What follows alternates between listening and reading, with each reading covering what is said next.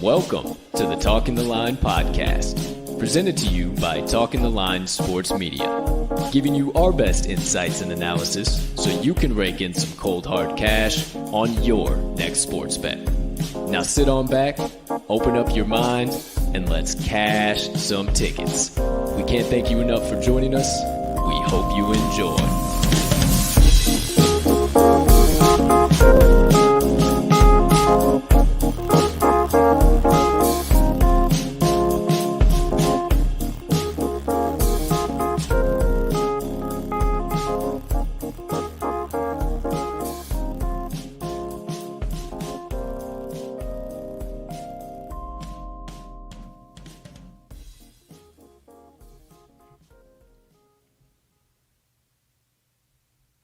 Good morning, good afternoon, good evening, ladies and gentlemen, degenerates and gamblers, far and wide. Welcome in to episode number 172 of the Talking the Line podcast on this absolutely beautiful Tuesday of Bets, also known as, so you don't have to check your calendar here on this beautiful morning, November the 30th of the year 2021. Can't thank you enough for stopping by. I'll probably thank you about 50 more times on the show today, as I always do. We got one hell of a show lined up for you here today, but before we get into that, please take a few moments to smash that subscribe button on whatever platform you are currently ingesting the TTL Pod on. If you are watching on YouTube, might as well hit that notification bell over there as well so you never miss the start of a live show or any additional content dropping from the crew. But if you are watching on our Twitter or Facebook, make sure you hit that like or follow button there if you haven't already. That way you never miss any additional content there as well. But if you are listening to the audio version of the pod on your favorite podcast directory, make sure you hit that subscribe button there too if you haven't as well already there too, because we do release the audio of every live show after every episode is complete.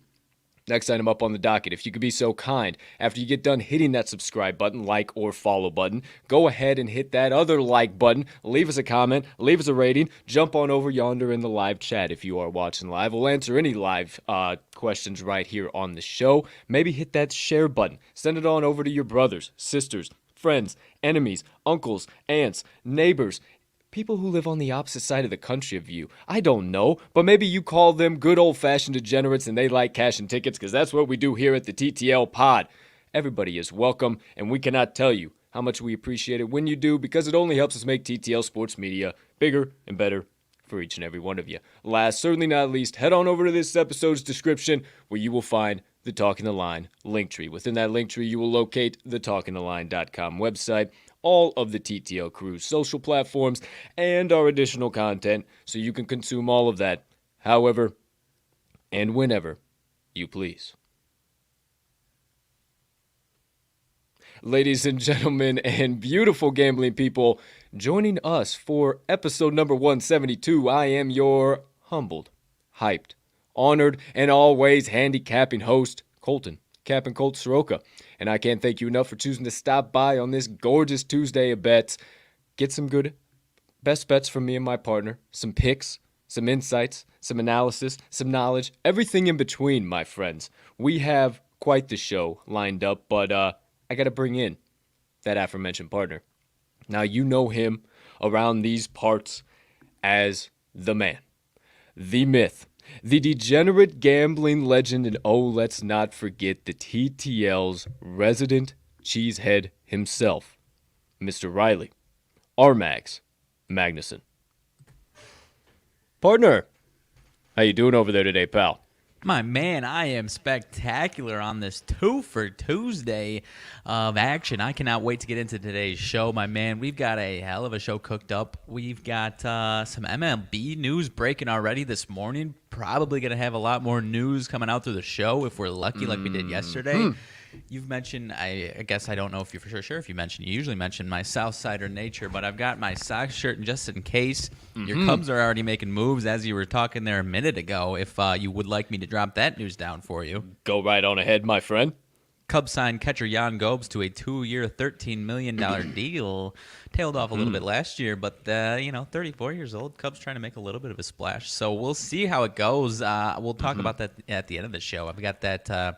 So that's not good at all. I don't like that because that means that means that a certain other catcher might be out the door. But I don't want to go down that rabbit hole. I don't need that nonsense. I need good vibes on the show here today, partner. Hey. I don't know. It's not bad, but we'll see. We'll see what happens. Outside of that, yeah, Cubbies making moves, but not the moves we all want to see. How you doing on that side of the screen here today, my friend? Everything good on your side of the end of the world? I'm doing all right. How about you? I'm doing fantastic, my man. Had a solid evening last night, personal and ticket cashing, so nothing to complain about on my side of things, dude.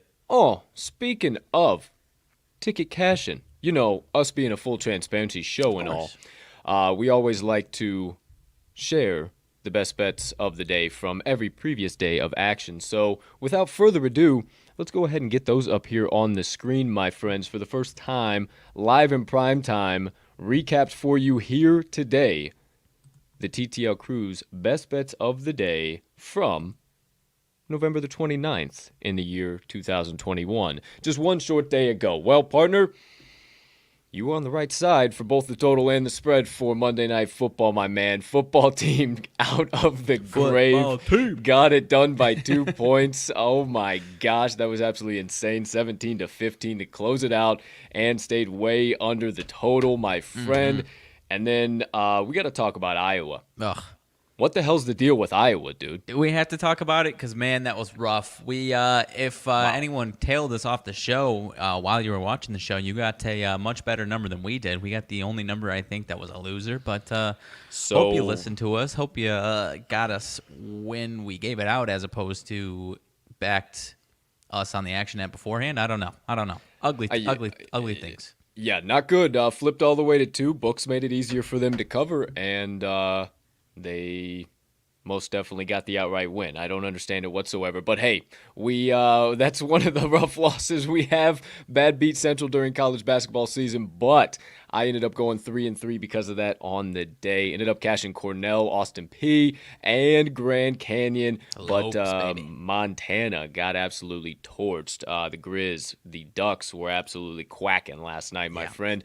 And the Gauchos, I thought the Gauchos were going to run away with that game. The Mavericks ended up running away with that game, my friends. Not good at all. But overall, not the worst day on the planet. We still were in the green overall as a crew. Barely missed the Monday Madness parlay. Tulsa just couldn't pull it all the way back. They were trying to stage a comeback, but they just couldn't get it done. So we ended up going 2 for 3 on the Monday Madness parlay. The Monday mid-major Madness parlay, mind you. Well, if you saw the title here today, Twofer Tuesday, my friend. It's one of our favorite special plays of the week.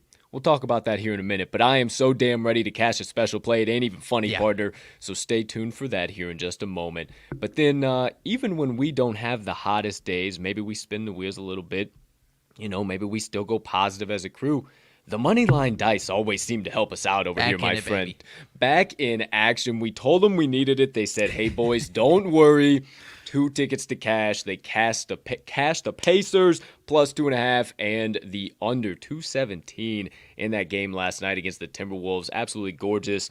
They're looking to repeat and get some good action going here tonight. They got a weird low mid-major game to roll here today, but they said, hey, we got another play. We love the game between these two teams.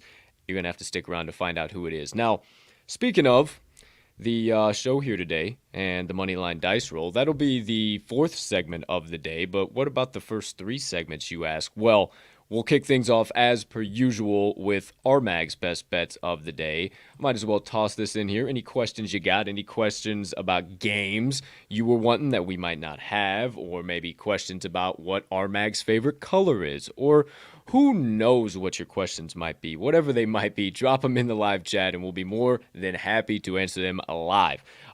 Then the second segment of the day, we'll get into my best bets of the day, dive into the special play of the day, the aforementioned Twofer Tuesday Parlay, and then we'll recap all of that, Moneyline Dice Roll, then get into the second half of the show, RMags Sidebar. Got the usual banter back and forth, of course. He always seems to spark something with his sidebar. Then we'll get into a few daily leans, I'm sure. I got a list of 4 or 5 here that we can talk about, go back and forth about. And then the always important TTL announcements, my friend. And then, little did you know, it's the start of V Week, my friend. Ooh. Jim Valvano, the legendary coach, Jimmy V, started V Week at ESPN and the whole donation across the country and across the world, really. But wanted to share part of his video, not part of his video, part of his SB speech from 1993. The 3 things that you should do every single day. And I'm sure you've heard it before, but it always bears repeating during this time of the year. And I'll give you some other places you can find the full-length video and everything like that. So that'll wrap up the show with my motivation minutes. But for now, unless you have anything, partner, on your agenda. No, sir, I do not. Stop the nonsense, quit the banter, cut the gossip that you could go to every other sports media outlet and get.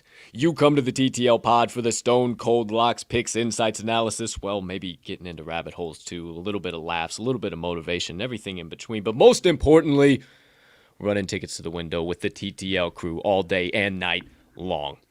So without further ado, here at 13 minutes past the top of the hour on this gorgeous Tuesday of bets, let's get into the first segment of the day. You know him once again as the TTL's resident cheesehead and Southsider, RMags. Best bets of the day. As per usual, my friend, before you do, to me, to you, and to all you beautiful people sipping the black elixir of the gods out there on this gorgeous Tuesday of bets. Take your sip, and once you do, partner, you have the floor. I don't have the desk space to keep the brand sitting on the desk, so I might just hold this like this the rest of the show. Chop feels. But anyways, I am kicking things off. I've got 4 college basketball plays today. 3 of them coming out of the ACC Big Ten Challenge. This first one, though, is not going to be from that one. I'm going to the St. Louis SLU Billikens plus 3.5 at Boise State tonight. I believe this one dropped down to 3 within the last half an hour or so. Still like it right there. Like it all the way down to 2.5, I'd say. But SLU has been a solid team across the board this year, partner. Top 100 in AOE and ADE, adjusted offensive efficiency and defense efficiency. First reminder for that for the rest of the show, I feel like there. Yeah, per cap pump, thank you. Shout out. But the big Shout weakness out. here in this one, partner, is Boise State's offense. This is the real mismatch that I'm seeing in this one. Outside of the top 100 in the AOE that I just mentioned, their most recent game, 39-point effort in a loss at home. Actually, I'm not sure if it was home or a neutral site. Regardless, 39-point effort in a loss to CSU Bakersfield as 15.5-point favorites. They beat Ole Miss last week, but as you and I talked about off show, that Ole Miss team is starting to look like one of the, if not the worst team in the SEC. They're going to have a struggling year this year. And I'm thinking Boise State's a little overvalued for that Power 5 win, if I'm being honest with you guys. Boise State's defense has been good. I won't overlook that by any means. But I don't think it's good enough to shore up the offense, lack of offense that we're going to see in this game. Like I mentioned, SLU's been just solid across the board, and I think we see more of that tonight. And their offense is going to outpace Boise State here. So I really like SLU too. I'd be interested in, I'm staying away from the money line, but I'm interested in it. Obviously love the extra point cushion here, and I think it stays within that today. Interested in the money line, but staying away from it. He likes the extra point cushion. I think I might be interested in the money line as well. You know me and my Billikens, man. I'm from Southern Illinois, so always a huge homer of anything St. Louis, besides the damn Cardinals. Give me the Cubbies every day of the week. But I love the St. Louis Billikens. Love betting on them. Love them when they're in a dog spot. And, you know, at first I was a little tentative on this, but I think I'm in the boat with you, my man. Let's go ahead and roll that son of a bitch gently down the stream together. And if you would be so kind, keep it moving with your second out of, I do believe, 4 best bets of the day. Yes, sir. I'll save the third and roll. fourth. Yes, I'll save the third and fourth one because they're coming out of the same game, and we're lining up on one of those. Okie So I'll dokie, go to this one out of the ACC Big Ten. I'm fading my Big Ten boys in this one. I'm going to the ACC Clemson Tigers plus the 1.5 at Rutgers here tonight. I think this is I think this line is completely wrong here, partner. Clemson is just barely outside the top 50 in AOE and ADE, 51 and 52. Rutgers actually has a pretty solid defense, pretty similar right in the 55 range there as far as ADE, but nowhere near the offensive output. The last 3 games for Rutgers, they've actually lost 3 straight: DePaul, UMass, and Lafayette, and Clemson is the far better team than those teams right there. I think Clemson's being a little undervalued based off 2 losses. Both losses were to West Virginia and St. Bonnie's, both teams that have been obviously not top 10 teams, but they're really, really solid teams, kind of on the same level that I think Clemson is, and Rutgers just isn't there. I think they're being overvalued based off what they were last year, the tournament team, the fun team that we saw last year. They're nowhere near that same team. They've lost some guys, and they're not playing well. They do not have that offensive firepower. I think they'll probably be in my realm of Big Ten unders throughout the year, but as far as backing them against a team here like Clemson, I don't think it's the spot. Love Clemson. I think it should be Clemson minus 4.5. So if you're giving me the extra plus 1.5, I got plus 1.5 actually at plus 100 an hour or so ago on FanDuel. Don't know if it's still there or not. Regardless, wherever you're seeing Clemson, I like them right there at that number. So take them plus 1.5 or the money line if they're starting to flip. Yeah, seems to be turning into a pick'em. Seems to be that old Clemson's turning into the favorite, my man. So I would definitely take the money line as well. But I also, as you close that, I would be comfortable with up to 3.5 to 4.5. Honestly, I think Clemson is far and away the better team.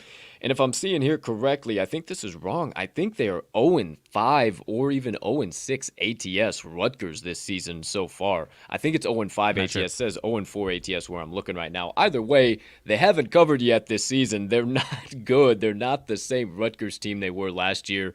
Partner, I'm with you once again. Give me the Tigers. We don't have to worry about old Dabo, who we got head coach Clemson. I really don't know, actually. We got to look that up. I got to get into that. But I like Clemson as well, plus 1.5, my man. Okay, now you kind of teased it. We're lining up on one of your 2 next plays. Why don't you dish out the one we're not lining up on, and then dish out the next one, and we'll go ahead and just call that the crew play of the day. And then we'll get into my plays as per usual. Alrighty, most definitely. I'll let you nail the good majority of the old side we're teaming up on because a lot of my analysis for the other play leads into that one. So we are going to Indiana, Syracuse. Mentioned we're staying Big Ten ACC, but we are back in the Big Ten squad on this side of things. We're back in Indiana minus 2.5. Partner will nail a lot of that. Yeah, but boy. I am also I'm going half unit on their team total. Indiana over 75.5. I know that sounds like a big number, but this Syracuse defense is really, really bad. Syracuse still last in threes allowed in the entire country. I talked about last week the Syracuse VCU under. It did stay under, but they made VCU's offense look competent, partner. Competent as all hell. Going into that game, VCU was averaging under 4 threes per game. I think they still didn't have a ton, but they poured in close to 10 threes per game. A team that was miserable offensively, and they made VCU look good. Had them scoring 67 points. And Indiana is so much better than that team offensively. Indiana 57th AOE. The Syracuse team recently, this past week, allowed 84 to Arizona State, 71st in AOE, and 89 points to a high-flying Auburn team. I think Indiana cracks 80 in this one here today. They are 27th in the nation in effective field goal percentage. According to team rankings, you might have seen a different number on KenPom partner, I'm not sure. But Syracuse is way down in the bottom of the barrel on the defensive side as far as effective field goal percentage, where I saw it was 276 in the country. I love Indiana to steamroll them on the offensive side of the floor. Syracuse has their own offensive effectiveness here, but once again, the lack of defense is the glaring hole in this game. So give me 100%. Both Indiana -2.5 and the team total over 75.5. Okay, so I love both of those, my friend. Yeah. Absolutely love them. Couple of things, building on what you said, actually, because we tend to think alike. We're generally on the same exact page here. The losses to Colgate, Auburn, and VCU, I simply cannot excuse. This is not the same Boeheim-Syracuse team. It's just not. It's simply point-blank period, whether you look at it on paper, whether you look at it with the eye test. It's not the same team. At least not yet. Not yet at all. Now, you mentioned AOE, ADE for both of them. I won't get into that. But one thing that you did mention was Syracuse's defense being really, really bad. Now, I would 150% agree. I 150% agree that Indiana's offense is really bad too. But what I would kindly direct your attention to is what I think really rules this day and makes this an easy cover, no sweat for Indiana -2.5, and that is the Indiana defense, my friend. They are first in opponent expected field goal percent. They're only allowing 57.2 points per game. That is good for 21st in the nation.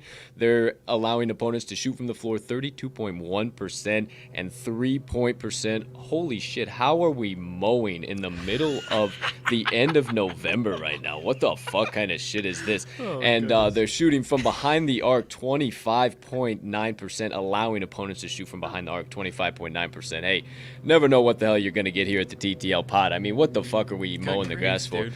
So what I think is the IU defense really rules the day. What really got it for me is that they're first in opponent expected field goal percent. But you don't believe me, you don't believe him, believe the trends. The Hoosiers 4-2 ATS in 2021. Syracuse is 2-4 ATS in 2021. The Hoosiers are 4-1 ATS last 5 as a favorite, 3-0-1 ATS last 4 as a road favorite. Syracuse 2-5 ATS last 7 as a home dog, and 2-6 ATS last 8 versus a Big Ten opponent. Give us both the Indiana State Hoosiers -2.5, and you with the team total over 75.5. Lock it in. You did say Indiana State Hoosiers, though. Ooh, the Indiana Hoosiers. I apologize. I don't know. This fucking mower's got me all... It's after Thanksgiving, man. I don't know, You don't dude. mow after Thanksgiving in Illinois. Dude, okay, so like I've been if I've seemed off the whole show, it's because I've been worried about this stupid fucking mower, man, and it just keeps going by, and I'm like, how are we mowing? And it's not a leaf blower, man. I looked out there and homeboy is I can mowing. Tell. I can tell.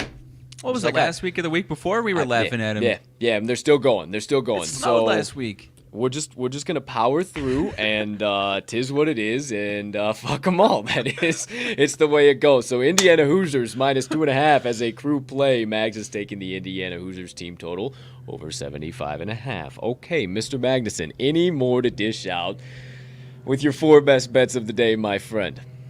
No, sir. That's all I got. All right, I will kindly try to steer this boat back in the right direction with the second segment of the day. I'm sorry. Can we Have you ever heard of anyone mowing after fucking Thanksgiving? No, I haven't. And it's not the to mention, it's stupidest supposed shit to be I've- nicer the next couple of days. Yeah, like that's if you were what gonna I'm- mow on. It's supposed Bro, to be it's like cold as 55 on balls. Thursday. It's cold as balls out there 40 right now. degrees. It's not enjoyable. It's not enjoyable. It like hasn't you're been wrapped over up. 40 No, in no. 2 weeks. No, I don't understand. I don't get what we're doing, and it's really annoying the shit out of me if I'm going to tell you the truth. But hey, is what it is. Hopefully they'll be done sooner rather than later. Let's get into my best bets of the day. Hey, somebody sponsor us. Somebody pick us up so we can do this out of a fucking studio and have some fun. And like, goodness gracious, we don't have a freaking. I'm having fun too, but hey, I'm tired of damn mowers.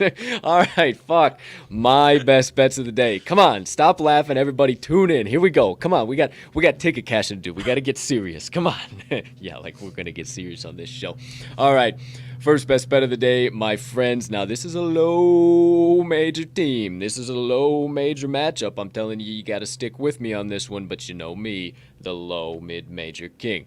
Going to the matchup between the Howard Bison and the Mount St. Mary's Mountaineers, my friends, and we are locking in the Howard Bisons plus 2.5. I honestly think they should be favored in this game, but much like my partner said in some of his analysis there, if you're going to give me 2.5 free points, I'll take them every day of the week and twice on Sunday. Howard has taken a couple of rough losses, and I think this is where they really get on track.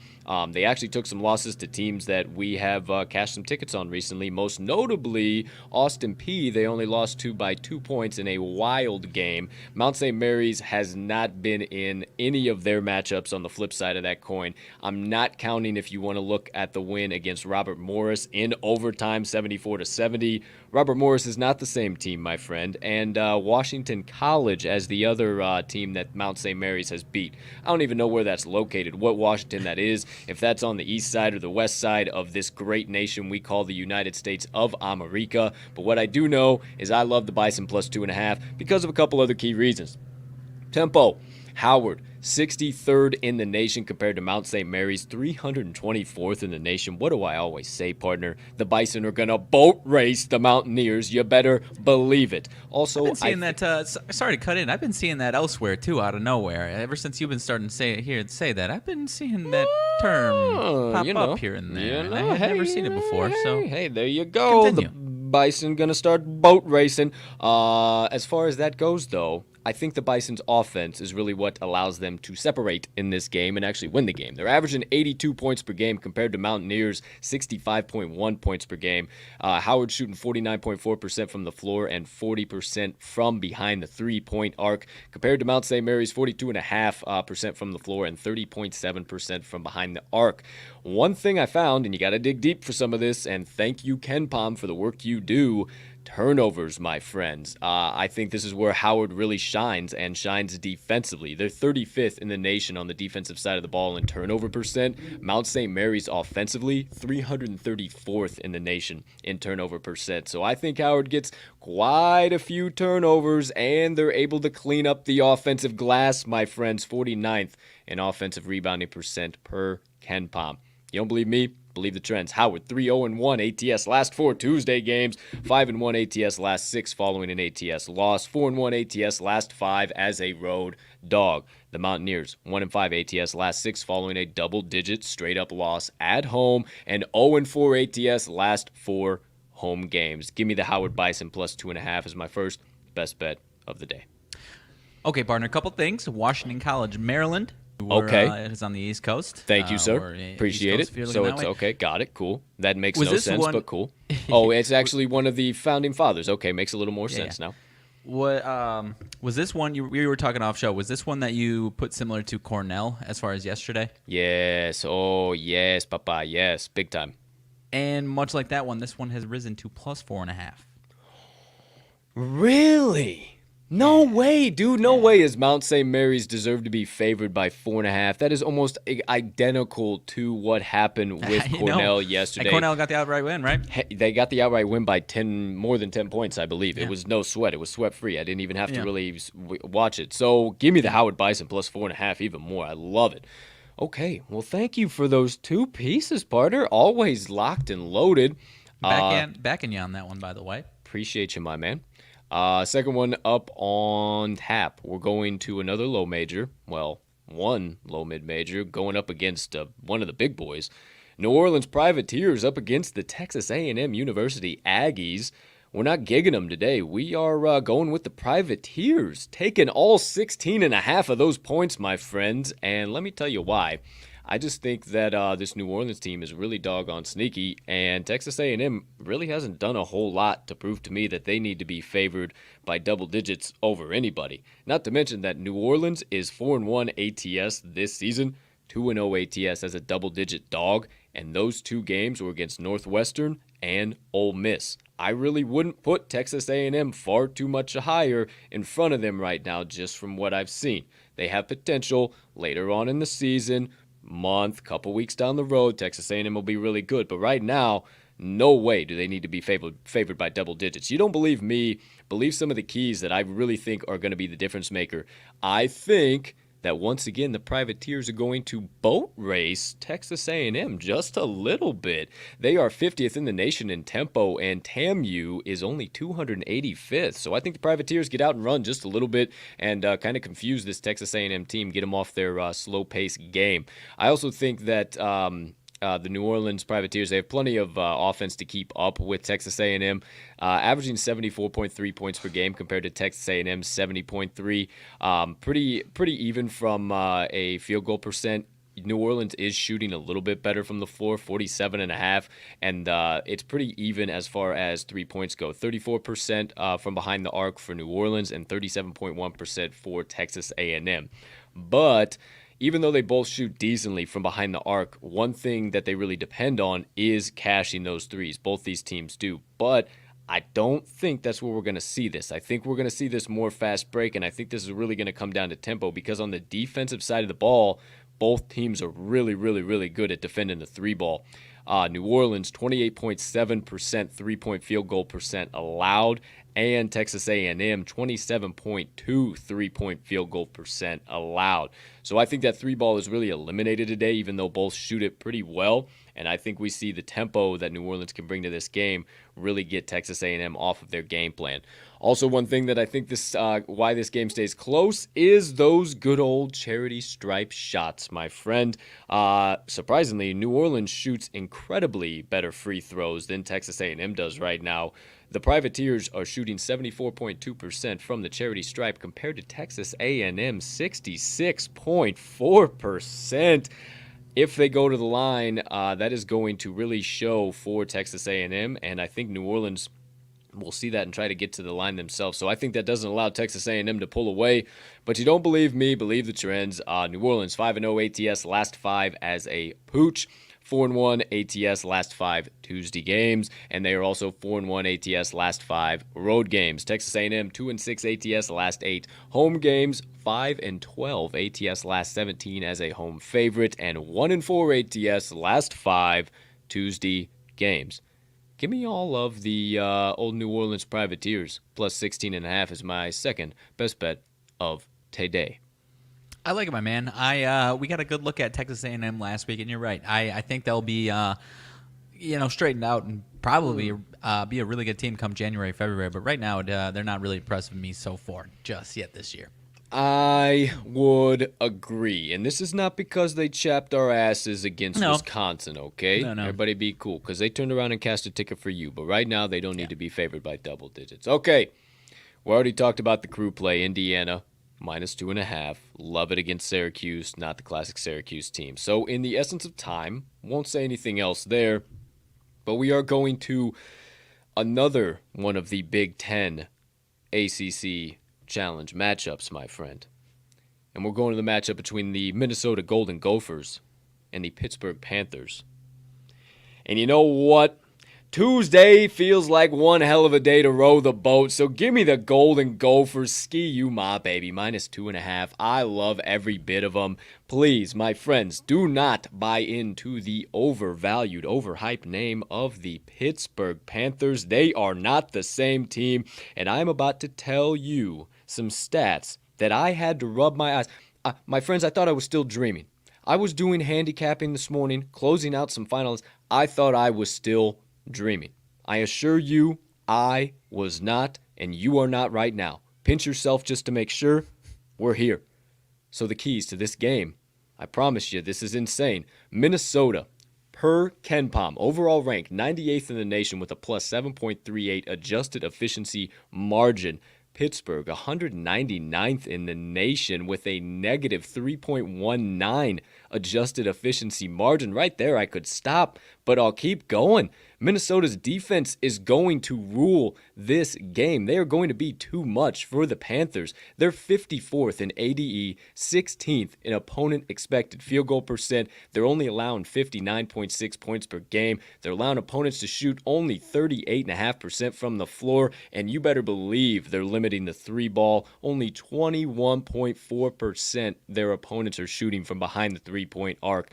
That's going against Pittsburgh, my friends. I'm telling you again, I'm not making this up. Pittsburgh offense, 226th in AOE, 227th in expected field goal percent. They're only scoring 62.2 points per game, only averaging 43.7% from the floor and 27.9% from behind the arc. My friends, this is not the same Pittsburgh team from last year. Last but not least, Minnesota, their offense is going to allow them to pull away as well. Not only their defense keeps Pittsburgh out of this game, their offense is going to show out, averaging 72.8 points per game, 46.7% from the floor, and 34.6 from behind the arc. Give me the Golden Gophers, my friends, all day long, but you don't believe me? Just believe the trends. Minnesota, 6-1 ATS, last 7 overall, 4-1 ATS this year. They're also 4-1 ATS last 5 following a straight-up win. Pitt is 2-6 ATS their last 8 overall, 2-4 ATS this year, 1-4-1 ATS last 6 following an ATS loss, and 1-5 ATS their last 6 home games. One final time, give me the Minnesota Golden Gophers, minus 2.5. I'm with you, my man. I locked this one in. I think Minnesota's just being undervalued because of the weak schedule, right? That has to be 100%. Everything it is, right? 100%. And just the road, extra couple points off for the road matchup. I think that's what it is. And I just feel like there was a couple of times that I faded Minnesota, and they've still taken care of business. And they've had some pretty decent sized spreads, and they've still taken care of business. So I just think Pittsburgh's being extremely overvalued. And yeah, I think you're right with that weak schedule, man. I think that's the only reason why this one is at 2.5. So there you go. There you have it. Now, final one of the day coming from me, my friends. I'm going to keep this nice, tight, and concise. Partner, I'm trying to get you into the boat with me, my friends. I don't know if I'll be able to do it, but I'm sure going to try. I'm going to the matchup between the Duke Blue Devils and the Ohio State Buckeyes. I'm taking the Duke Blue Devils, -2, -3, wherever you're catching them at right now. I think that the Duke Blue Devils are going to roll, my friend. This number is way too low. I think that people and books are still giving Ohio State way too much value for how well they played last year. It's not the same team, and I think this is more of a setup line for Ohio State than it is for Duke. There is simply no way. I've played it a million times in my mind. I've looked at all types of different stats that I'm about to dish out, and there is no way that I see Ohio State winning this game or covering this number. This number should be at 5.5, 6.5, and I think this is a setup for Ohio State. A couple of keys as to why I believe it. Duke's tempo. Tempo is number one, always. Duke, 76 in the nation compared to Ohio State's 260th. Duke has looked far and above teams. I mean, as far as outside of Gonzaga just is insane when it comes to tempo. Nobody matches them when it comes to tempo, but they showed that they could get up and run with them. Now, partner said, speaking of Gonzaga, Duke just came off of the biggest win of their season. How are they only -2 right now? I looked at that and I said, I think because they were 8.5-point underdogs in that game, they won the game outright. Now you can't just all of a sudden throw them out there as -5.5, -6.5. I think you got to be nice and easy backing into it. And I think this number is all types of wrong. I think it needs to be way bigger, but just trust me, believe me, I think this one is just fine. There's a couple other reasons as to why, before I tell you some trends. Turnovers is going to be a big thing here, my friend. Ohio State has just not looked right when it comes to turnovers on some occasions here against some of these big level opponents, and Duke has really shined in the turnover department, offensively and defensively. 4th in offensive turnovers per KenPom and 96th in defensive turnovers per KenPom. That's going up against Ohio State, 126th in offensive turnover percent, 249th in defensive turnover percent. I think that that small little hustle stat, those things that you can see like that is where Duke is just far and above better than Ohio State, my man. Any game that you've watched of these two teams, Ohio State just does not look like a team that is even on the same planet as Duke. I, once again, think this number should be much bigger. I think it's a setup for Ohio State because of how they played last year, and they're still a big name, Big Ten school, another Big Ten ACC challenge. I'm going with the ACC team this time, my friend. I love the Blue Devils. I love Coach K. I think the books are still undervaluing them, but you don't believe me. Believe the trends. Ohio State 1-5 ATS last 6 Tuesday games, 1-7 ATS last 8 home games, 2-5 ATS last 7 overall, and 2-6 ATS their last 8 following a road trip of 3 or more games. That's right, they've been on the road for 3 straight games, getting to come home now, but has not been good to them in the past. A little bit tired. Duke, last but certainly not least, 5-2 ATS last 9 overall. Give me all the Blue Devils. Last best bet of the day. -2, -3. Wherever you're finding that. Okay. I'm staying away, partner. I love it. I don't see how Ohio State does it. I personally, it's more of a why is it so low that I'm staying away from it. However, if I can help you as far as maybe rationale, we've seen over the last handful of months, this new year of sports betting, some of these massive fan bases have goofy lines like this earlier on in their seasons, and it's almost like the books are doing some type of an investment. Like let's give this gigantic fan base a cookie now, and then we'll ransack them in the next month or two. You know what I'm saying? It was across the different sports. My Packers, well, they've still been giving my Packers cookies, but the Cowboys have been like that. Sorry, I had to throw that in. But you know what I mean? Like these massive fan bases. It is whereas true, man. Duke last year was a horrible covering team last year. I think it's going to flip a little bit at this point, and then maybe once we get into the ACC conference play, their lines are going to be crazy inflated because they'll probably still be the number 1 team in the land.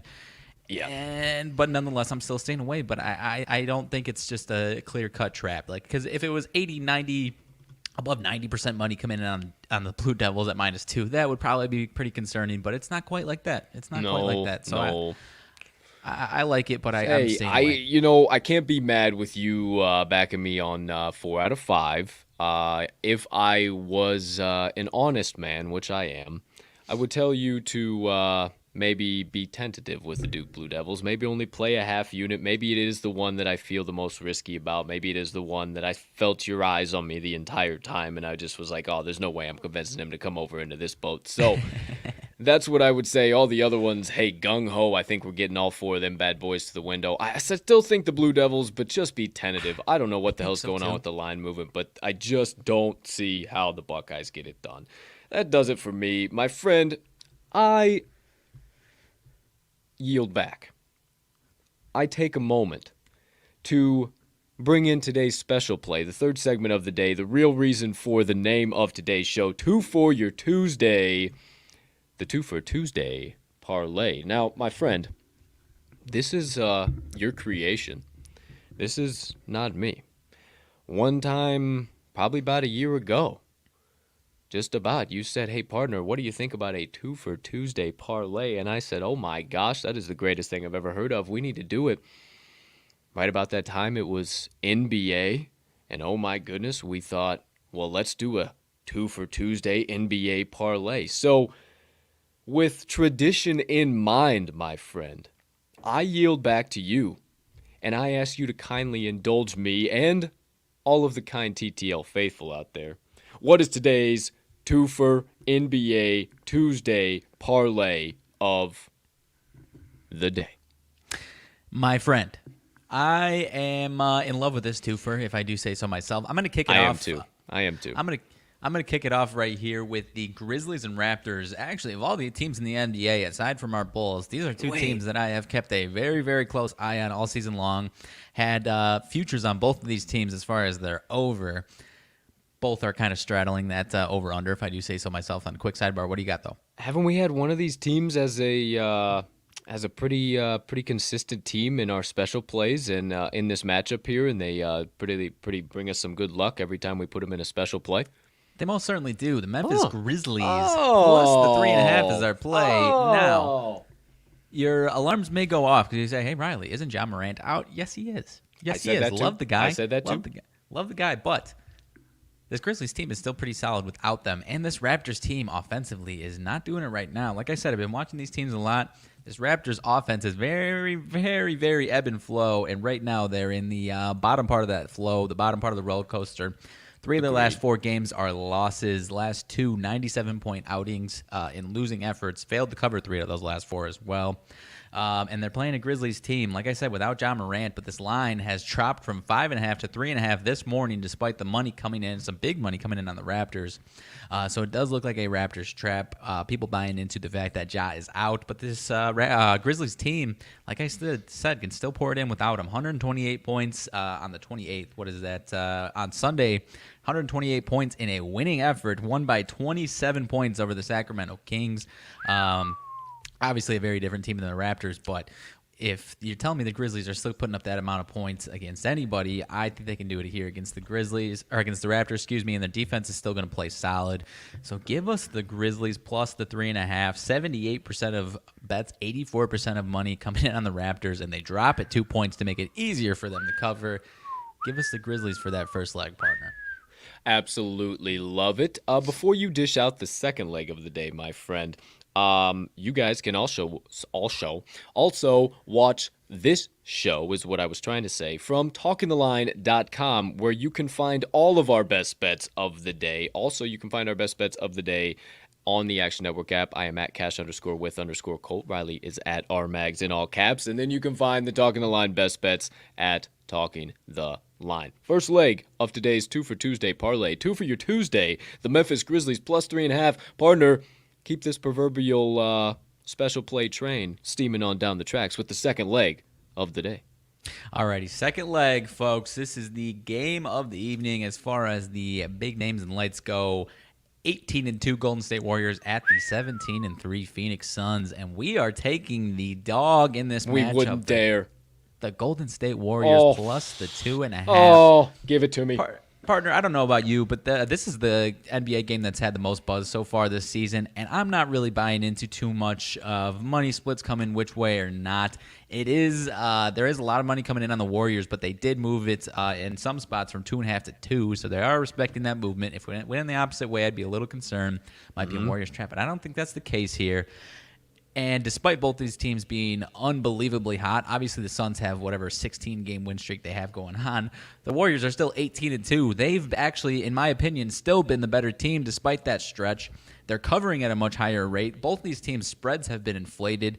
And like I said, the Warriors are 15-4-1 ATS, while the Suns are 11-9. They've been playing... They've obviously been winning, but they've been still playing much closer to their competition as compared to the Warriors. The Warriors are absolutely destroying teams right now. They are 9-1 ATS last 10, 6-2 ATS on the road, partner. One thing I like, while the Suns are 5-5 ATS at home, have not been anything special. I think the Warriors are on their own 7-8 game win streak as well. I don't know the cover streak last 5. I know they've won and covered the last 5 with ease, and I don't see any issues coming from them tonight. As far as the last, I'm not looking head-to-head too far beyond this. This is the first time that these teams have played at this type of stature. Obviously, the Suns were similar last year, but the Warriors were nowhere near what they are now. And obviously, before last year, the Suns were nowhere near what they were this year and last year. So I'm not looking too far historically. Agreed. And, I think if the Suns were plus 2.5, I might be interested in just taking whoever the dog of plus 2.5 is. I'd still be interested in the Warriors because, like I said, I just think they're the better team. And they're still, despite this 16-game win streak, I think the Warriors are playing better right now. Give us the Warriors plus the 2.5. The Steph Curry MVP train is steaming down the tracks, my friend. Don't get caught in the way. take the bad man to pour in. I don't know. I'll probably do a little entertainment parlay. I got a risk-free. They got your Tuesday night TNT risk-free SGP on FanDuel. He's got Give me more. some Steph Curry action. He's got there. more. Get me off of this soapbox. Warriors plus 2.5, Grizzlies plus 3.5, dude. He loves him. He absolutely loves him. We'd be here another month if we let him talk about the Warriors some more. Now, partner, to close it out, on your line thought there, how you opened everything up. Across most books right now is at 2.5. Ones that I'm tracking right now, FanDuel, DraftKings, Westgate, BetRivers, Caesars, all at 2.5. But on some books, that 2.5 plus 2.5 for the Warriors is getting the juice. DraftKings minus 115, BetRivers minus 112, and Caesars the highest, minus 118. So getting some juice on that side. Books are obviously honoring the inpouring and influx of money.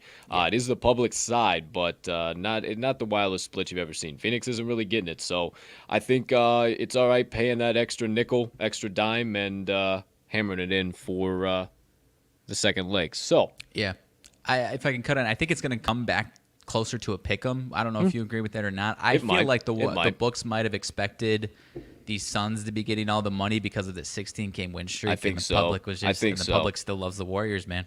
I think so, and I think it's worth paying that juice for the plus 2.5. I mean, maybe even worth a quarter unit sprinkle, maybe a quarter or something on there. The money line, not outside of the ballpark of worth conversation. Yeah. So there you go. There you have it. The two legs on the Twofer Tuesday parlay. Total odds plus 250, baby. Ooh, nice and juicy for your Tuesday. Two for your Tuesday. That all being said, if you missed any of the legs, you missed any of my best bets, any of Mag's best bets, I kindly ask you to rip out your sports books, pull out your paper and your pencils. No pens, pencils, because we all make mistakes here. We all are humming beans. Also, however, you might take stock of the TTL Crew's best bets of the day that I did not mention, because, my friends, it is time now to recap all of my best bets of the day, Mag's best bets of the day, and the special play of the day, the Twofer Tuesday parlay for this gorgeous Tuesday of bets, also known as, so you don't have to check your calendar for the about 6th, 7th, 8th, who the hell knows time today, November the 30th, last day of November, my friend, Noviembre, in the year 2021. Now, my goofy ass talking over here, I forget sometimes that I got to produce the show, too. Hey. So, a little bit of filler words, a little bit of filler content, no problem. Once again, you never know what freaking rabbit hole you're going to get in here with the TTL crew. So, bear with me for a moment. Share the screen. Gorgeous, beautiful, wonderful. Let's do this. Let's do a little bit of that. Now, for the first time live on your screen, here we go. I hope they're out ready to rock and roll. The TTL Crew's best bets of the day for November 30th in the year 2021 are live on your screen. Please kindly turn your attention directly above us for my partner, also known as RMags, best bets of the day. 4 coming at you. 1 we're lining up on. We'll call it a crew play. I'll get to that in a moment. But his other 3 plays, the St. Louis Billikens plus 3.5, Indiana Hoosiers team total over 75.5, and the Clemson Tigers plus 1.5. Now, how about those aforementioned Indiana Hoosiers? He's taking them at minus 2.5, as am I. If you would kindly turn your attention to the right side of your screen up over there for my 5 best bets of the day. We'll call it 4 because, once again, the Indiana Hoosiers minus 2.5 is the crew play of the day. The remaining 4, Howard Buffaloes plus 2.5. UNO, that is the University of New Orleans Privateers plus 16.5. The Minnesota Golden Gophers, ski you ma, minus 2.5. And the Duke Blue Devils minus 3. Right below that, directly to the side of us, you will see today's special play, Two for your Tuesday, the Twofer Tuesday parlay. We're taking the NBA two-legger, the Memphis Grizzlies plus 3.5, and the Golden State Warriors plus 2.5. Parlay those bad boys up, plus 250 odds. Let's get those 1, 2, 3, 4, 5, 6, 7, 8 best bets of the day to the pay window. But before we can, my friends, I so kindly ask you to lock 'em in, hammer 'em home, sprinkle a little bit of dough down, whatever you need to say. Just make sure you get today's TTL Crew best bets of the day that are primed for ticket cashing in, or whatever the current best line is on your favorite sportsbook.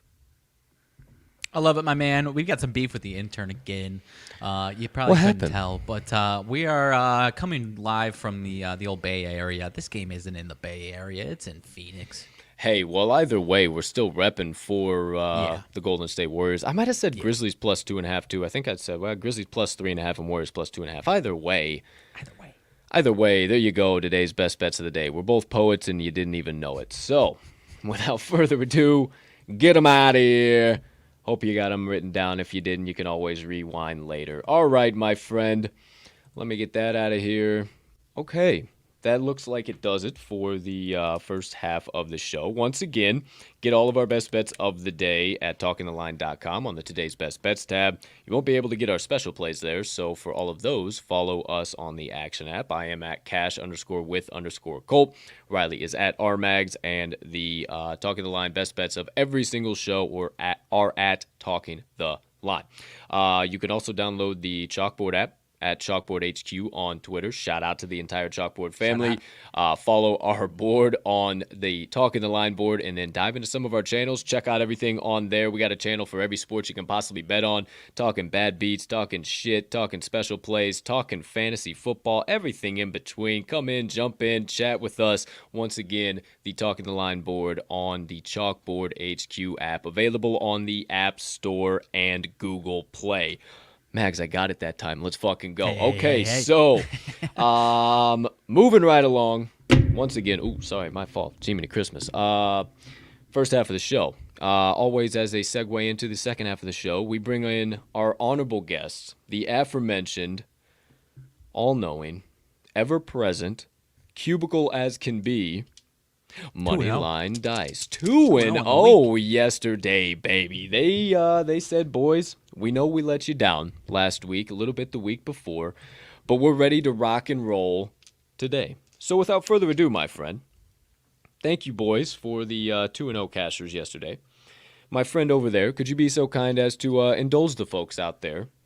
What is the matchup the Dice have decided to roll for here today?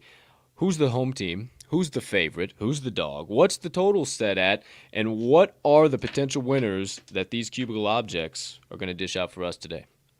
Alrighty, Dice, listen up, because we've got the College of Charleston hosting the old Tulane Green Wave here, and Charleston Cougars coming in -3.5. They're listening. -3.5 at home against the Green Wave. Over under is over under 150.5. 150.5.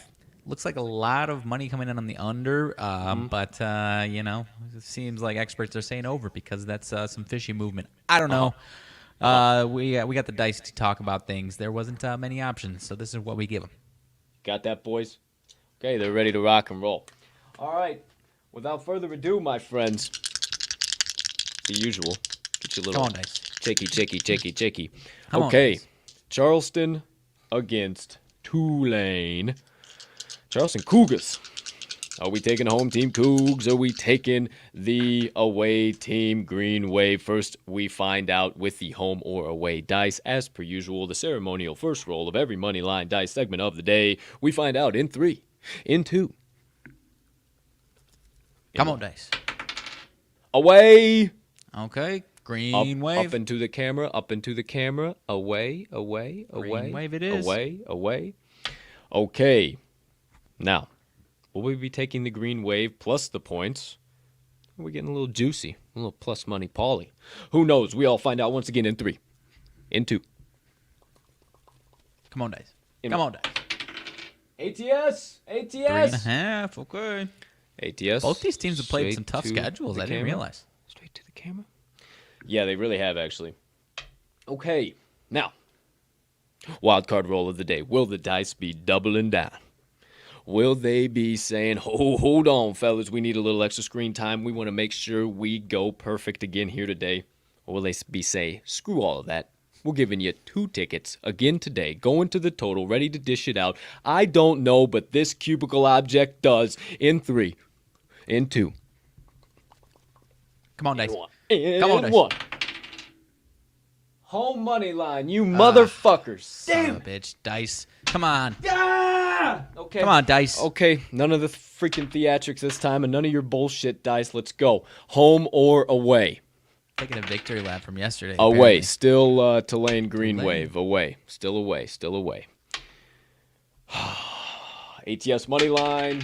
ATS once again. All right. Okay, ATS Come on, Dice. once No again. funny business here, Dice. You can see it. All right, last but not least, wild card roll. Shoot. Away, money line. Away, money line. Okay. Away, money line. That is what the money line looks like. It is hard to see because I should put the can't lights see on it. the opposite side over there, not on the that. I'll get that fixed Hey. here soon. Again, somebody sponsor us. Somebody sign us so I can get a fucking light back there instead of these things. But Thank you, Dice. the dice have spoken.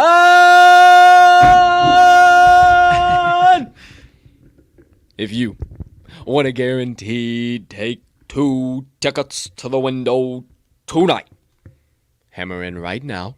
No questions, no qualms, no queries, none of the bullshit, because it's not from us, it's because and from the cubicle objects known as the Moneyline Dice right here, right now. For a full unit, take the Tulane Green Wave plus 3.5 and a nice quarter unit sprinkle, the Tulane Green Wave money line. Thank you, Dice. Thank you, Dice. Thank you. Thank you, Dice. Okay. Seem to be in good shape, good fashion. 2-0 day, boys. Let's make it 4-0 when we see you tomorrow. Sleep well. Would love it. Would really love it. You wanna? We were wanna throwing tell that him- F word. Wanna tell him thank you one more time?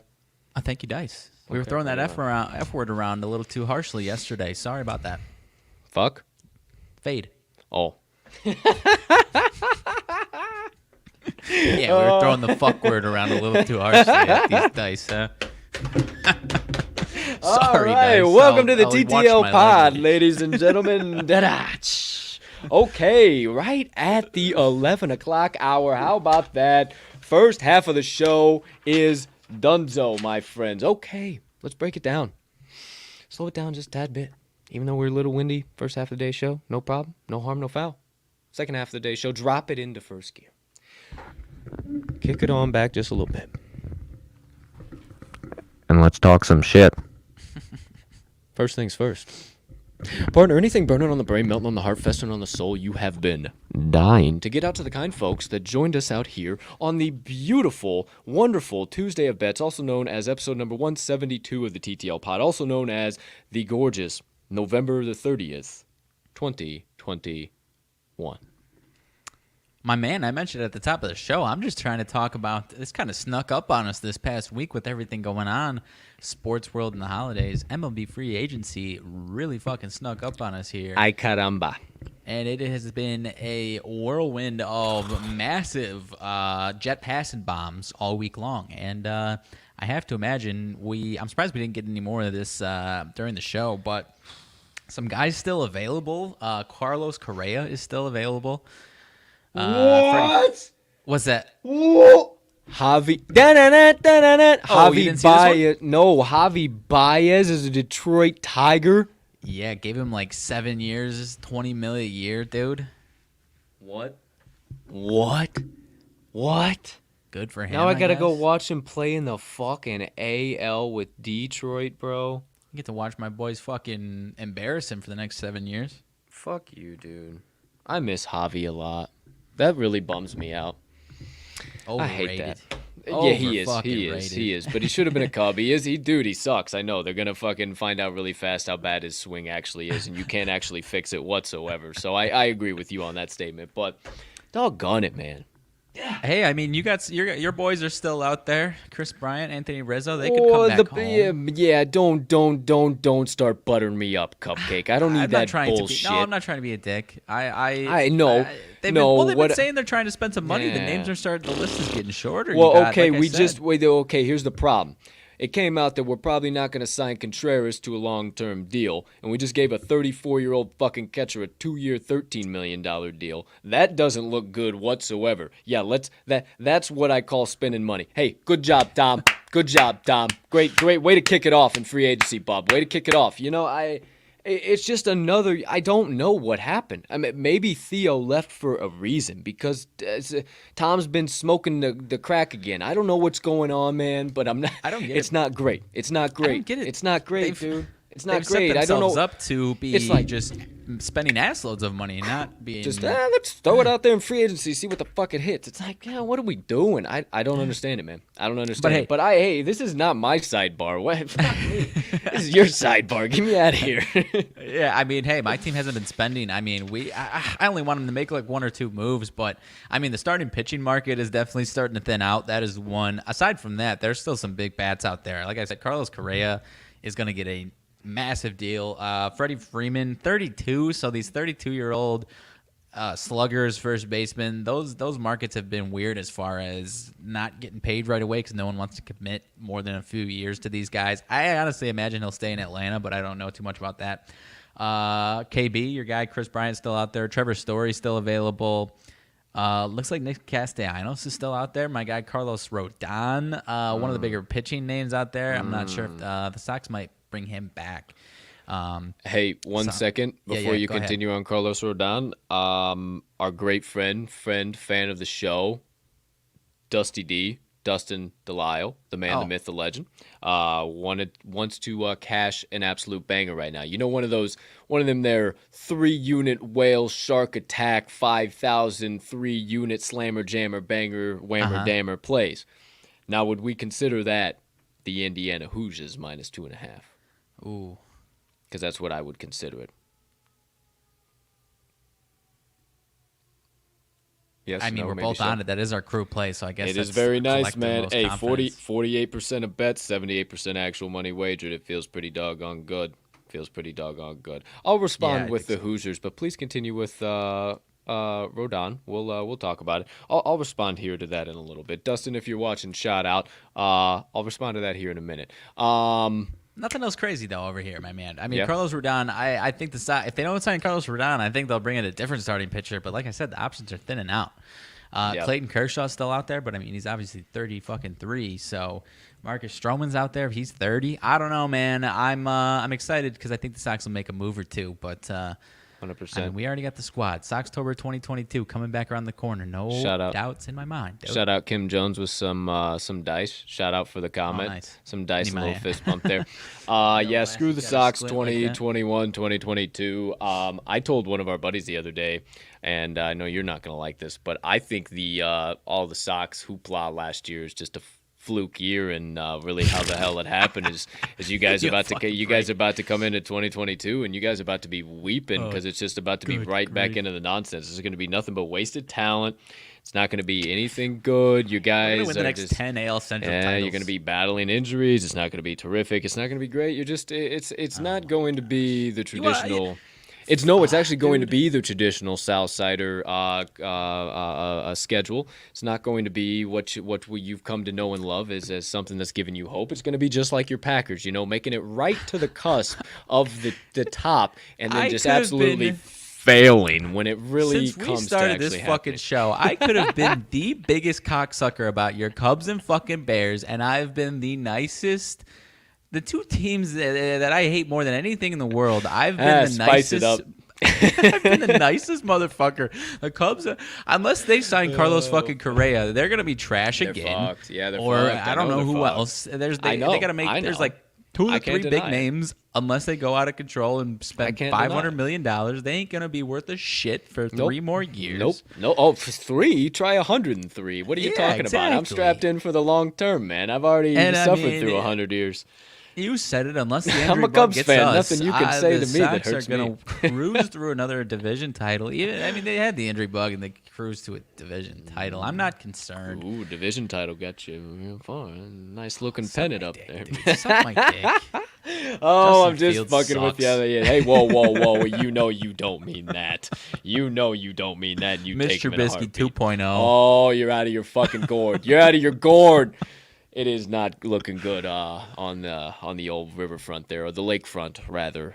Packers Bears in like a week and a half. I don't. What can we take Sunday that off of night primetime? football. Can we take that off of primetime? Is that cool? Can we just take that off of primetime? I'm surprised I don't. they I don't haven't. need. I don't need to see another ass whooping. I just don't. I don't. I was actually looking at that yesterday. I was like, they're gonna flex that for Bears fans' sake, Please, right? And there were some other options, and I was like, actually, I don't. They might not flex that. I think it's gonna be a Packers just ass whooping in Lambeau in primetime again.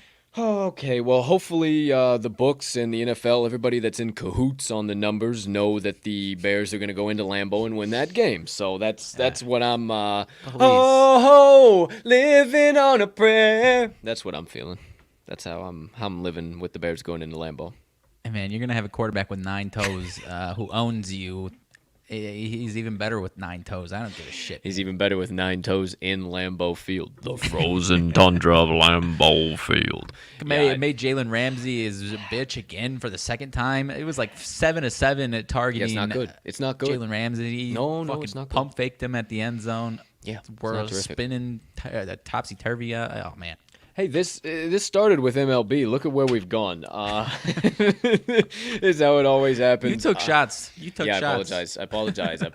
Outside of that, MLB has been going bananas. Dodgers selling the farm. I tweeted out yesterday. I don't know why they're selling the farm, dude. Like, hey, I mean, there's still some big names. I mean, it was loaded. One of my guys, shout out Andy G's. He tweeted at me. He was like, "Cause the farm was loaded." I was like, truthfully, but.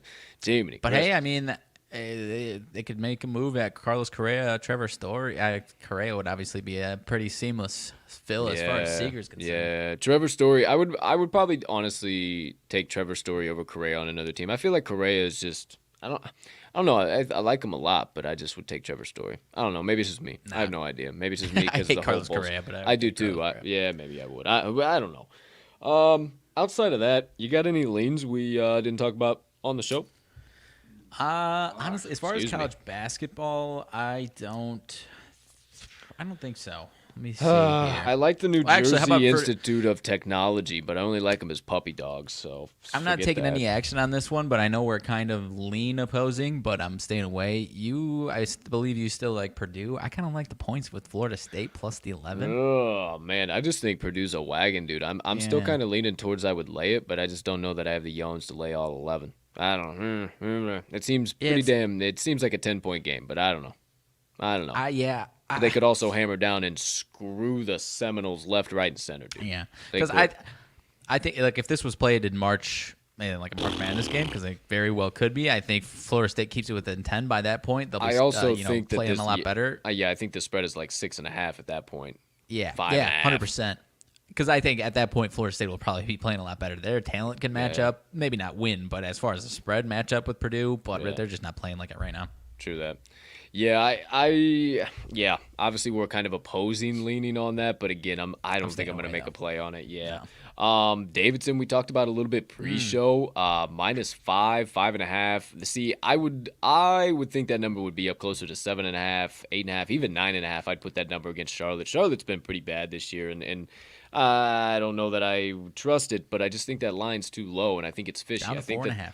Yeah, I think something happens where Charlotte fucks up Davidson, or at least sneaks in the back door and covers it. I don't know that they win it outright, but hey, they very well could. It could be one of those classic John Rothstein tweets. Davidson loses a bye game to Charlotte, the epitome of brutality. Shout out John Rothstein. Fucking love his Twitter this time of the year. Son of a gun. How about South Dakota State Jackrabbits minus like 16.5 against Prairie View A&M? I know you like fading Prairie View A&M. I looked at that. I think 16.5 might just be a little too much. I was like maybe 11 or 12.5. Yeah. One of my darlings, dude. But I've said it on this show. I've said it to you before. Chattanooga Mocs, man, minus 4.5. I love them as dogs. I hate them as favorites. I think what happened is the books corrected themselves from last year, and they see the value in them. Is that line still the same, or has it flipped at all? Or are you looking at something different? Okay, something else lit my eyes up. I think it's still -5. Okay, yeah. I mean, either way, I think that 4.5, 5. Yeah, I like Chattanooga. I like the Mocs, but Oh, A man. lot of money coming in on Chet. It was like 94% of money. Too many so people that might know be a about him trap. now. Too many people know about him. They were my mid-major darling. I just think too many people know about him now. So I like him as dogs, not as favorite. What lit your eyes up? So I'm not taking any action on this. You and I talked about it because they've been bad, but Pepperdine went from like plus 15 down to 12, 13. That's interesting. But yeah, Seems like just a lot of Pepperdine has been points. terrible this year. What the hell happened with Pepperdine, dude? That makes no sense whatsoever. I don't know why. They've had a tough schedule, Yeah, so maybe it's that's just true. that so far. I don't know. I told you I like Longwood plus 9.5, so I Yeah. lost the hook down to plus 9. They're playing Georgetown. I just haven't had enough opportunity to watch old Patrick Ewing and the boys, see if they're actually good or what the hell's actually going on. We might have some more comments. Oh, no, that's not good. Got to get those fuckers out of here. Oh, no. Goodness fucking gracious. What the fuck? Good thing I see that every once in a while. Oh, my. What the fuck? All right, let's continue on, please, and thank you. Fucking ridiculous, dude. Blocked user. Gone. See you later, alligator. UNCG -5. I was interested in that. But once again, another team, mid-major darling of mine that I like as a puppy dog, not as a favorite. So, staying away from that one. And then I liked SLU a lot. I liked Clemson a lot. Those were on my leans, and you took them both, so I absolutely love that. Backing you on both of those. And then Rice -2.5. That was that one really intrigued me, but I can't remember who they were playing off the top of my dome. But I remember I saw the opposite side was Texas State? Arkansas State? Texas State. Yeah, that's right. Texas State. Texas State is like, I'm like, okay, they're not even on the same level as Rice. Why is that so close? Another one kind of like you. That doesn't make sense. So I think Texas State takes care of business on that one, but I'm not too sure. I'm not going to go all the way in the boat on that one. Last one that I have was NBA. I like the under. I'm not playing it, but I like the under in the Knicks and Nets. 217, 216.5, 217. Okay. Yeah, how I know you've been pretty locked into the NBA. I typically don't dive in until after Christmas time or right around Christmas time. How the Nets looking without Kyrie still? What the hell's going on there? Is my boy KD rocking and rolling? What the hell's going on with the Knicks? They're doing just fine. They're 14-6 straight up. ATS, their numbers are typically just inflated because everyone wants to back them. Because I mean, they're 2-3 last 5 ATS, despite some big spreads. I mean, the Knicks have been the team that have been really, really confusing. Sometimes their defense looks great, sometimes it doesn't. They might have to make some changes to get back to kind of the mojo they had last year because they just haven't been the same scrappy, easy to back team by any means. Their unders, I think, have been a little bit more profitable. 100%. Okay. Well, there you go. There you have it. I appreciate Actually, that's your not true. I apologize. Or no, yes, unders. Yes. The unders have been? Okay. 7-13 to the under this year. Oh, shit. Okay. There you go. There you have it. All right. Now, like I said, I haven't really been diving too deep into the NBA, so just trying to kind of gain a little bit of intel, if you will, and it's been tough for me, dude. Yeah, I mean, dive in post Christmas, man. I need some trends. I need to see some shit going on. I need some more stone cold concrete shit, guys. Guys getting their shooting motion back in rhythm. A month playing, like there's a lot of stuff that needs to happen in order. So I got a little bit of time left before I dive into that, but appreciate you keeping me up to date with some of those teams there. Outside of that, my man, anything else late breaking news nonsense before we get into a few announcements here, or anything? What the hell else is going on? Nothing crazy. Only thing really, Mike McCarthy says Amari Cooper is probable to play Thursday. Oh no, sorry, probably won't play. My bad. Probably will not play. So that's still nothing there. Still has a cough and doesn't practice. If he doesn't practice tomorrow, probably won't play. College football news, coaching carousel, not as crazy as they're expecting. Virginia Tech reaches deal with Penn State's DC Brent Pry to be the new head coach. Okay, that's interesting. I don't know why they shit can on my old boy Bronco, but still. Oh no, did you say Virginia Tech or Virginia? Virginia Tech. Oh, Virginia Tech. Okay, okay. Nothing major that I was seeing there for NFL. Pat Freiermuth is in the concussion protocol for the Steelers. Shout out to our guy James O'Shaughnessy. Looks like he's going to be TE1 for the Jacksonville Jaguars. Looks like it's going to be the old Redbird team of old, if you will. Also, James Robinson absolutely bowling through fools, my friends. Stud and a half. Both of them studs. Shout out Redbird for life. Shout out Roll Birds. Outside of that, Nothing major, yeah. Looks like the Panthers might be dealing with some defensive injuries, but nothing too much of note. But yeah, man. Also closing out in thought of that of the coaching carousel in college football right now. One final thought, man. How in the hell is Brian Kelly going to fit in with the Louisiana State Go Tigers Go Tigers. University culture and fan base? Go Tigers. If you have any thoughts on that whatsoever. No, I mean, he seems like, I don't know. I'm just kind of chapped the way these college coaches leave some of these massive programs that they've been for a while. Bro, Sounds I like couldn't Lincoln believe that Riley one. and Kelly all the same, man. Like, Yeah. if you're scared to tell your players, I get it, but, like, you just look like a giant asshole. Did you see the thing? I think it was Notre Dame where, like, one of their assistant coaches didn't find out. He was walking out of a recruit's home, found out about the news, like, on his phone, after he gave them, like, the hard sell on Notre Dame, assuming nothing was going on, and he gets the news, walked out, and he's like, I look like a fucking asshole right now. No kidding, dude. Holy cow, I didn't see that. Yeah, and so that kind of just, I mean, I think Brian Kelly's going to do well at LSU. It's really going to come down to how well he can recruit, which I know he can do well, and he had some limitations at Notre Dame because they have more academic standards than the rest of the Especially being SEC. independent. Yeah, compared to the SEC and LSU, they don't really have any limitations. So I think he'll do well there. But I mean, if you're a recruit seeing all this stuff come out about these coaches, the way they leave, wouldn't that chap you a little bit if you're trying to, buy into him at this new school? Yeah, what difference does it make where I go? Yeah, you're just going to up and leave regardless. Right. It's just about the money for you either way, or whoever offers you a big enough check and wants you to come build their program back. I mean, that's all it's about. And I mean, for LSU too, like if it's not a natty champs, I mean, they are a failed season, and their entire program, their entire fan base, their coach, everybody's eyes, they're a failure for that season. Now, let me ask you this. Where the fuck does Lane Kiffin go now? I was sold that he was going to LSU. I was sold. Now I have no idea where he goes. He could stay where he is. Yeah, I guess so. It really seemed like he was about to bounce up out of Ole Miss, but I have no idea. Wouldn't surprise me if he goes to Oklahoma, but I bet he stays at Ole Miss now. Yeah. He scoops old Arch Manning? Maybe. Yeah. Maybe. Rebuilds the Ole Miss program. It cracks me up because now, as soon as Brian Kelly left, more Cliff Kingsbury to Notre Dame rumors, like Notre Dame's interested.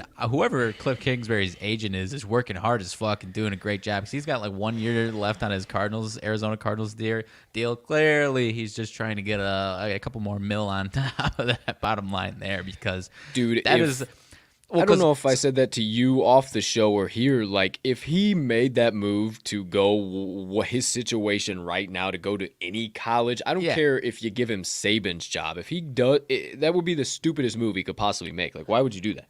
No, 100%. The Oklahoma move made a little more sense because the playing style compared to Lincoln Riley would probably be a kind of a seamless transition. But Cliff Kingsbury at Notre Dame, like I laughed out of my. I laughed my ass off. Like what? That was the most backwards connection that me? in the entire country that you could make. But yeah, you're right. I don't think he leaves Arizona unless something horrendous happens to Kyler Murray's knees or something like that. And did we talk about on the show or post show about Coach O kind of just flying off into the sunset too? Yeah, I think that was about this time yesterday. Yeah, I think that was on the show. Yeah, just cooking off into the sunset, going down to Destin, Florida. See you later. That's a wrap. I'm really interested. The last kind of news of if Lane Kiffin's going anywhere, because he was in New Orleans. He literally took a picture of the Caesars Sportsbook Dome. It's pretty interesting. I don't know what's going on. He could stay in Ole Miss though too. So there you go. There you have it. Our opinions on college football too. Another rabbit hole. What do you know? All right. 21 minutes past the top of the hour. We first announcement here. We have Wise Words Season 2 into some TTL announcements. You see it right there. Wise Words Season 2, episode number 2 being recorded today. I'm not going to get on a soapbox, partner, but we were supposed to record yesterday's show, or tomorrow's show yesterday. We had scheduled it about 3.5 weeks in advance of time. Sure. And, I know we're small little fellas in this big cog of a machine that you would call the sports gambling media industry, but I know that you work very, very hard, and I know that I work very, very hard, and I'm no dumbass, and I don't really take getting slapped in the face all too well. So it's all good. No problem, no harm, no foul. Appreciate everybody for what they do, what they have. I appreciate your work still. But yeah, I think we're just going to go in the direction we're going to be going in, and we're going to have our new guest on, recording at 1 p.m. Today. Shout out. Can't wait for him to be on. Another huge electric guest. We actually had his partner on in season 1 as a little teaser for you there. That will drop, as always, on Wednesday, tomorrow, 12 p.m. Central Standard Time on our YouTube channel. Make sure you subscribe and hit the notification bell so you don't miss the drop. And then once it drops on the YouTube, it will go out on every major podcast directory platform, whatever you want to say, wherever you get your pods. You can also find it talkingtheline.com, Wise Words Podcast tab. Every place you can find it is right there. Also, Cup of Joe on campus. Might be having a little guest action this Saturday. Who knows what happens? Who knows who's to say? Who are we? We are in the last week. This is conference championship stuff like that, and then it'll be a little bit of time before we get into bowl season, all that nonsense. So one of the last weeks. You realize, I think, though. Yeah, I think so. So one of the last weeks for just a little bit, maybe 1 week or something, that we'll have NFL. So it'll be a loaded college basketball show, which we've been doing really solid at college basketball on Saturdays, my friends. For some reason, the lines just pop out to both me and him over there on Saturdays. So Cup of Joe on campus every Saturday morning, since we don't do Saturday college football or college basketball plays on any of our daily shows. Check that out. Tune into that every Saturday, 8:30 a.m. Central Standard Time. It is only a live stream. You can't get that on our podcast directories. It's only on all the podcast directories. It's only on our YouTube, Facebook, and our Twitter, live streamed 8:30 till about 10, maybe 10:30 if we have a special guest on. That we always say, hey, take the over when we have guests on, or just with us in general. We never stop talking. Well, yeah, it'll probably slim down a little bit because we've probably, the last couple episodes, has been as many games with college football and basketball combined. So I have to imagine those numbers will slim down a little bit here. 100%. I would say so too. Outside of that, additional content, our blogs, my UFC pick blog, RMags Extra Cheddar every Sunday. I didn't see, did you share that? I totally missed it if you shared that on Sunday. Okay, I totally fucking missed that. Went dude. 1-1, had DeGuara back-to-back weeks. This week it was over 13.5. He finished with 13, so that was my loss. Son of a gun. I got shy with the money line. Oh, partner, we got another one you got to block in the old comments there. Thank you, man. I got it. Oh, you son of a bitch. You son of a bitch, you. Get the fuck out of here. Get the fuck out of here. Hey, get the waiting fuck on out you, of here. 18 plus. What's up? Get the fuck out of here. Hey, all right. Hey, man, we ain't no fucking strip club out here. Check that out, talkingtheline.com. You can see that on the More tab, and there'll be all of our blogs. You can also subscribe to our blogs. We will never send you spam from the homepage of the talkingtheline.com website. Release stuff regularly, not only just our weekly blogs, also we have daily and different stuff we do too. Outside of that, partner, anything I forgot to mention here, dish out, deliberate about? I told everybody about our action, about Chalkboard, about talkingtheline.com, about the link tree in this description, about hitting the subscribe button, about following us on all of our social media platforms. Anything I left out here, dude? I think the only thing, my man, about the last 24 hours feels like, to use the term that you so love to use, we got some flaming arrows coming our way, but not only are we catching them and breaking them off our knees, I feel like we're catching them and slinging them back across the battlefield right into the opponent's face, my man, because the last 24 hours, boy. Hey, just give him the blades. Yeah. Give him the blades. That's all you got to do. That's all you got to do, my friend. It's okay. It's all right. I mean, hey, and it's cool. It's all good. I still appreciate you. I still appreciate your work and what you do. If you see this at any point in time, don't hate you. But I'm a guy that holds a thick ass grudge, and when it's just, I'm not a dumbass. Like I said, we might not be big, we might not be huge in this small little fucking huge wheel cog. We're a small cog, but I ain't no dumbass. So it's all good. Love you guys. Appreciate you. Peace and love. That's like 75% of what I'm talking about. I'm talking about the lawnmower and after things fucking too. Giving these comments, dude, spam comments. This shit. I mean, hey, and we're like you said, we're launching them back across the fucking battlefield. It doesn't matter. Everything's all good in this life. All you got to do is just keep the mindset, baby. You just keep the mindset, keep launching the arrows. I love it, partner. Speaking of which, seems about the time for some motivation minutes. We've gone here a little longer than usual, usually about an hour and 15. We're about an hour and 30 today. No problem. Just got more recording to do after this, whatever. So, anything else you got, my man, for kick it off a little motivation minutes? All right. Hopefully we don't get any naked streams, double, triple XYZ stream 1,000 while I'm in the middle of some motivation minutes. But without further ado, last segment of the day, my friends, my motivation minutes. So, if you don't know, one thing that's really important to me, and I kind of shared with Mags pre-show, is that, and what kind of got me into college basketball is the legendary coach Jim Valvano.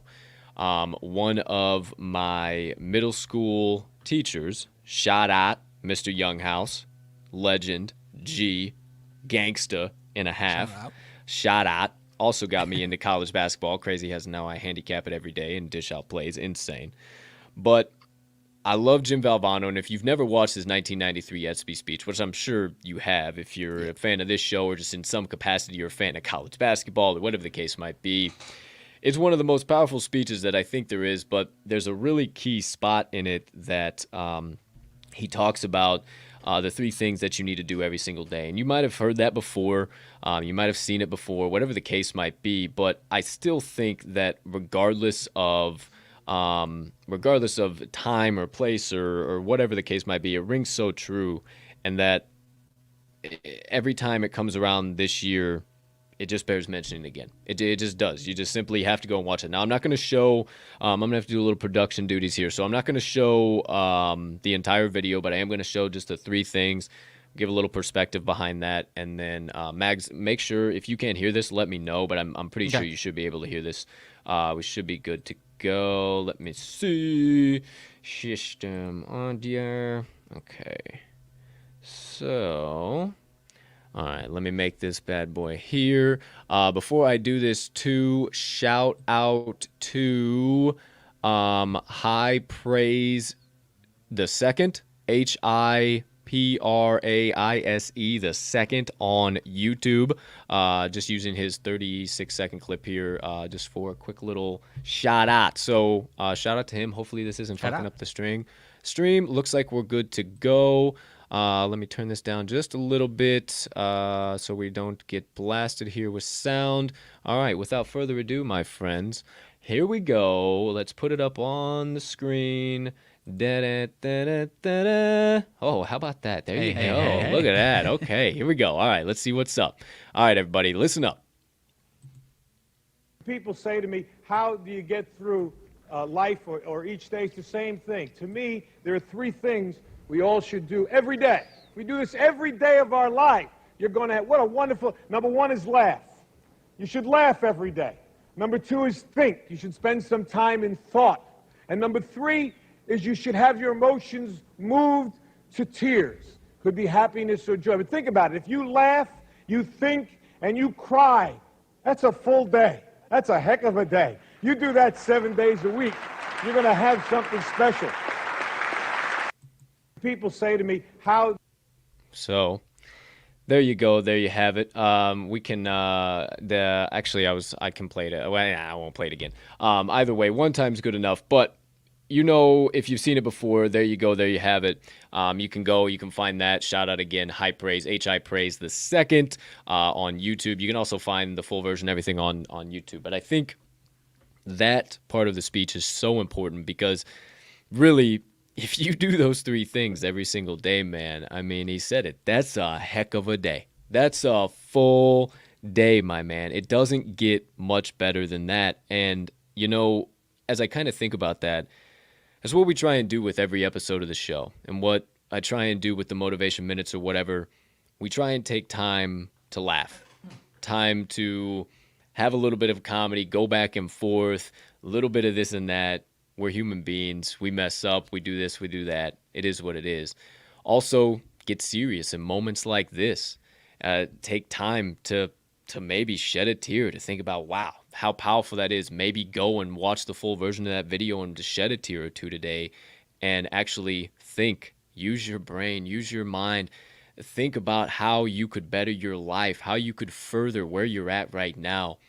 I mean, it's just so powerful. 3 simple words: laugh, cry, think. But if you actively apply all 3 of those, which since I saw this video is wild that I have actively tried to apply those 3 things in my life. It's so wild how everything just else kind of falls into place. And I challenge you today to go and watch the full SB speech, 1993, Jim Valvano, Jimmy V. It starts V Week. I also challenge you to donate. You can donate at vweek.org/donate, I believe. I donate always just a little bit every year, but I mean, it's definitely something that the real meaning behind the V Foundation too. It's cancer research. It's something that impacts all of our lives, and also when you think about it from that perspective, I mean, it makes you even laugh, cry, and think even more with how much something like that has impacted each and every one of our lives. So without getting too deep into the rabbit hole and all of that nonsense, I challenge you guys today to laugh, cry, and think, and then do that every day for the rest of your life, and then also go check out this video and watch the full video if you haven't watched it. It's always a good time, at least once a year when V Week always comes down, to bring it back up to the surface and watch it again. So enough from me. I'm not the legend. Jimmy V is my friend, and he will forever be. That does it for my motivation minutes of the day. Yeah, I love it, my man. One of my, if not my favorite speech of all time, if I'm being honest. Typically, I don't know, I think it would be today. Typically, I don't know if they still do this. ESPN shows that like the last 15 minutes leading up to the 6 o'clock Central Standard Time, whatever ACC Big Ten Challenge game is. So I imagine tonight at 5:45, I think you'll have the chance to watch it on ESPN, I think. Don't quote me on that. Sure. But nonetheless, one of my favorite quotes, man. And I like what he says there, because I've talked about this with other people, and it's like, well, I'm not much of a crier. Like, how am I supposed to cry every day? He mentions it right there. It doesn't have to be out of sadness necessarily. No, Yeah, man, no. Tears of joy, man. Tears of joy, or because you care about something so much. I mean, dude, there's so many different things you can cry about. And, I'm not much of a cry. Bullshit. We all got tear ducts, my friends. It's all possibility. You ain't that hard, I promise you. You're not. You're not. But either way, there you go, officially. You're not that guy, pal. You're not that guy, pal. Officially, my motivation minutes of the day. All right, 34 minutes after the top of the 11 o'clock hour. We've been here for a hot minute now. Got to get refreshed, rejuvenated. New pot of coffee brewing for the 1 o'clock recording here. Outside of that, partner, anything come up, late breaking news, nonsense didn't talk about? Didn't want to cut you off, but last thing, it sounds like it's going to be nothing, but sounds like Gardner Minshew has been at least getting prepared to play for the Eagles on Sunday against the Jets. They still plan to move forward with Jalen Hurts. So Jalen Hurts is that messed up, huh? Ankle injury. I mean, that sounds like they're at least planning just in case for Gardner Minshew against the Jets, man. How fucking fun would that be? That would be Eagles, insane. That would be insane. Been a little easier to watch, but I would love at least a little sprinkle of Gardner Minshew this season, huh? Yeah, I suppose I could get down with that as well. I have no idea. That would be insane if Gardner Minshew comes in. Oh my gosh, and just comes in 5-6 touchdowns, 400 yards, just Minshew mania all over. Or 5 interceptions. Or that too, or the opposite of Minshew mania. Yeah, whatever happens, whatever works. Yeah, all good. No harm, no foul. Yeah, outside of that, that's about all I got. Seems like an episode of the show, my friend. Yeah. Long-winded today, nonsense, flaming arrows, everything all over the map, but still bringing out the old Talking the Line podcast. So, without further ado, let's send all these fine folks, my friend, and my friends, you guys out there, on about your beautiful Tuesdays. Ladies and gentlemen, degenerates and gamblers, far and wide, for myself and Max. Thank you so much for tuning in on this beautiful Tuesday of bets, also known as November the 30th, 2021. We cannot thank you enough. From the bottom of our hearts, we appreciate you guys, all of your support, your following, your listening, your viewership, everything in between. We see you guys. Thank you, thank you, thank you, thank you, thank you, thank you, thank you. I know I say it all the time, but you guys mean the world to us, and you allow us to keep chasing our dreams and our passions. So thank you, thank you, thank you. Keep tuning in. Watch us get this TTL rocket ship to the moon. Outside of that, we hope you have a spectacular rest of your Tuesday, unless you have any other plans. And as always, my friends, We will see you tomorrow. But for right now, let's cash some tickets.